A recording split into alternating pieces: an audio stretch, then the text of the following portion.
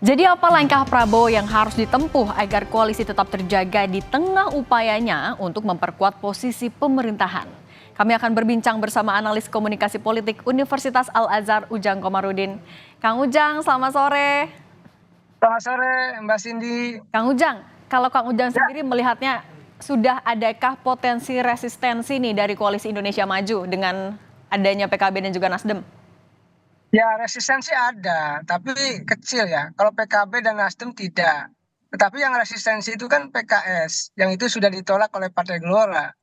Ya penolakannya wajar karena dulu mereka bersatu gitu ya dalam sebuah partai dan Gelora menjadi bagian pecahan dari PKS.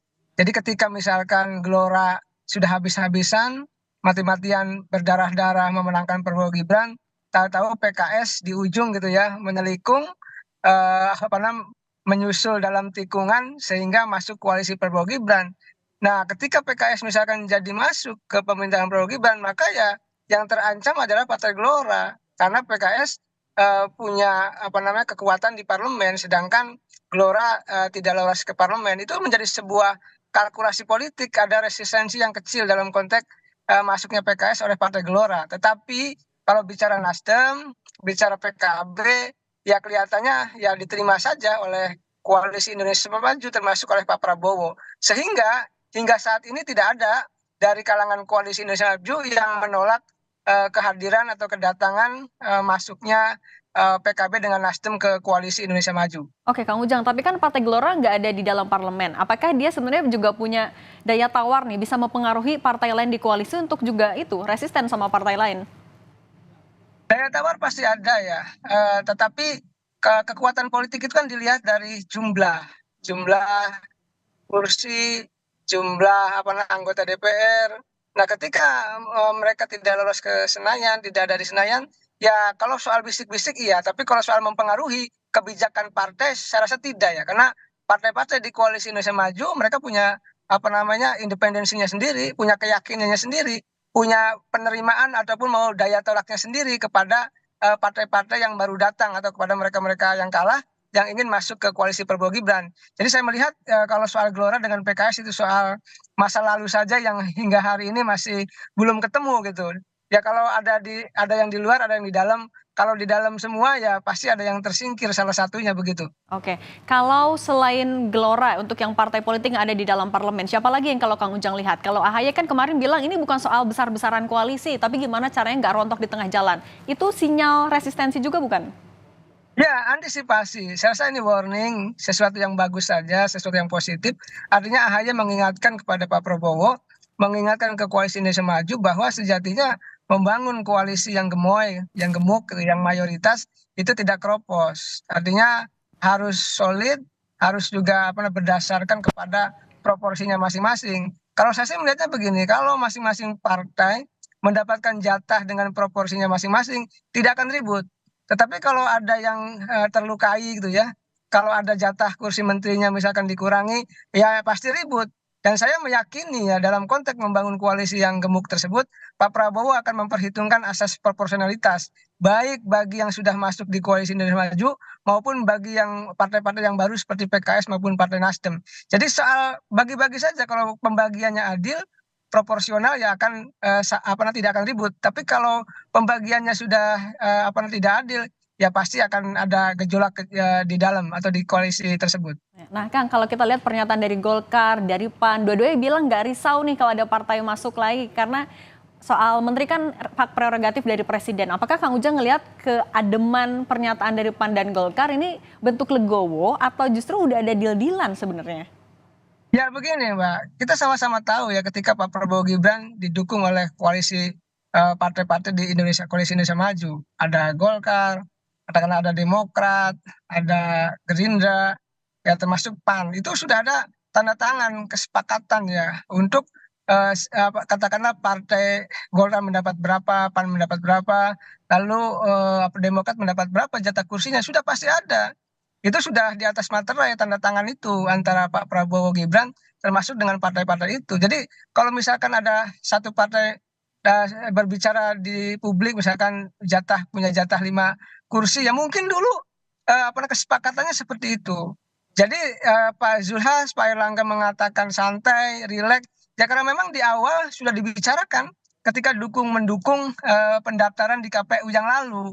Jadi sejatinya saat ini ya soal komitmen saja, soal kesepakatan saja agar tidak dikurangi jatahnya. Saya sih meyakini tidak ya, karena kalau dikurangi pasti akan ada riak-riak. Selain apa namanya tadi hak prerogatif Pak Presiden, tetapi di saat yang sama juga tadi asas proporsionalitas, asas keadilan itu menjadi penting dalam konteks menyusun formulasi kabinet di bawah kepemimpinan Pak Prabowo Gibran. Oke, Kang Ujang tadi menegaskan berarti memang sudah mulai terlihat ya ada riak-riak resistensi meskipun masih kecil tapi ada.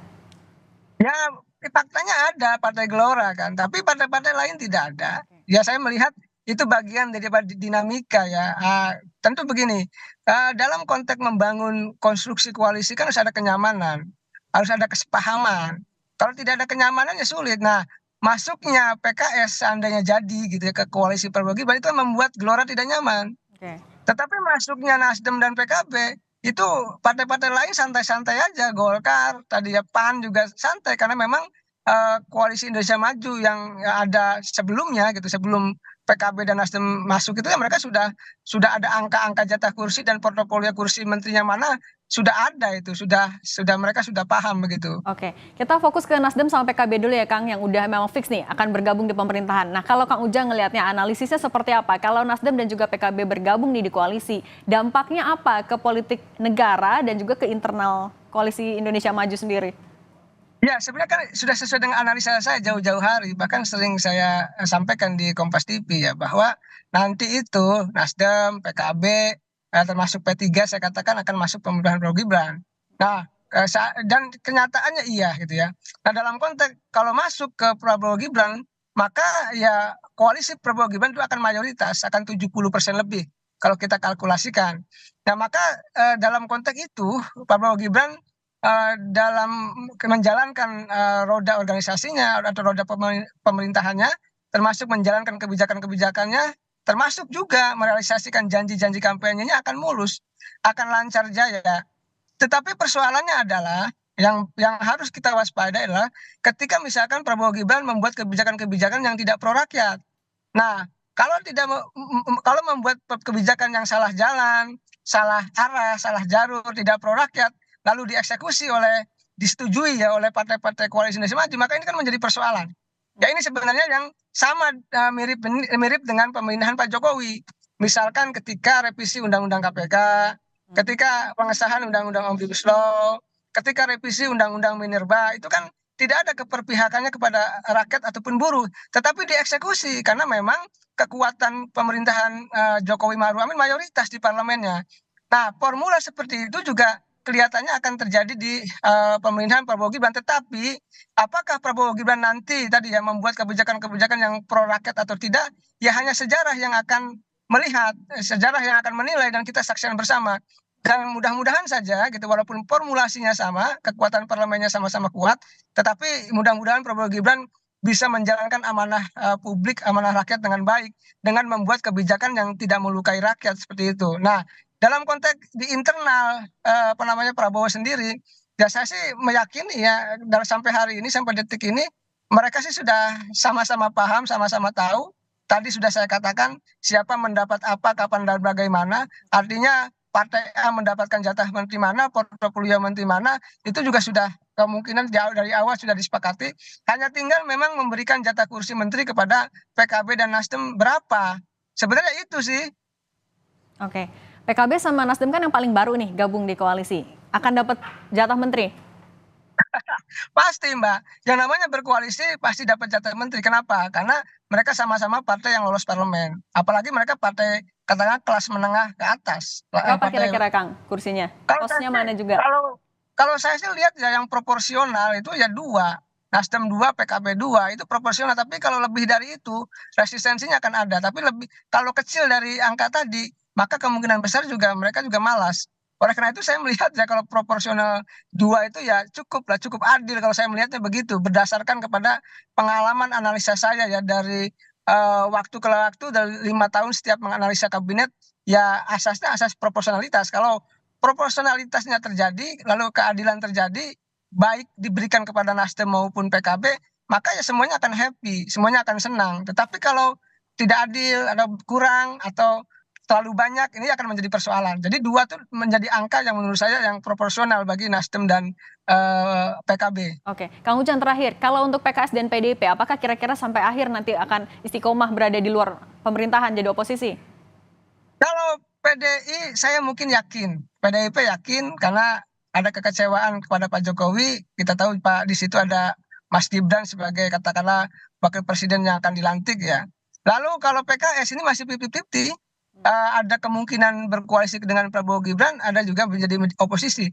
Tapi saya perlu mengingatkan begitu bahwa demokrasi yang sehat adalah demokrasi yang ada kekuatan oposisi, ada kekuatan di luar pemerintah yang bisa mengawal, mengontrol, mengawasi jalannya pemerintahan agar tidak salah jalan.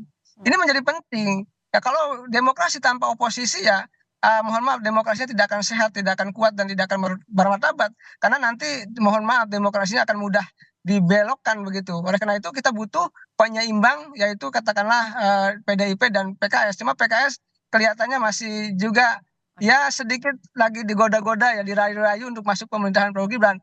Apakah nanti masuk atau tidak tentu Majelis Syuro yang akan mengambil keputusan 99 tokoh internal dari PKS tersebut Kang Ujang, begitu. tapi kalau PDIP sendiri yang jadi oposisi, kuat nggak kira-kira?